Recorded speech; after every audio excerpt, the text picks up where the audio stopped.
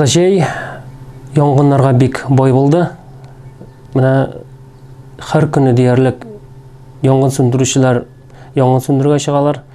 Күпчелек очраклар безнең корган үлән яну һәм дә чүп яну нәтиҗәсендә булган янгыннар нәтиҗәсе. Менә сабан туйлар җитә. Сабан туйларга чыкканда инде игътибарлы булуыбызны сорыйбыз. Урманнарда шашлык өчен учак ягуларны тыйларга кирәк. Чөнки ел башыннан безнең 2 уголовный эш теркәлде урманда янгын чыгу буенча. Шуңа җиңел карамасагыз яхшы булыр иде. Чөнки янгын чыккан чоракта административ җаваплылык түгел, уголовный эштә кузатылырга мөмкин. Шулай ук шәхси хуҗалыкларда да инде учаклар якмавын сорыйбыз. Чөнки күреп торасыз, нинди кызу җилле көннәр. Бу инде әз генә игътибар югалуга, йортсыз да калырга мөмкин, мунчасыз да, сарайсыз да калырга мөмкин.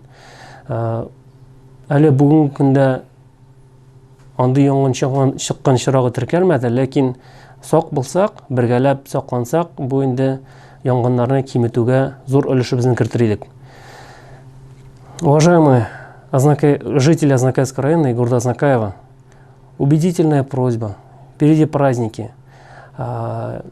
Просим вас воздержаться от сжигания костров, мангалов в лесном массиве, возле жилых домов. Убедительная просьба беречь себя, свое строение, потому что из-за халатного отношения очень много фактов возгорания пожаров в жилом секторе. Ежегодно практически, ежедневно практически выезжаем на тушение различных пожаров.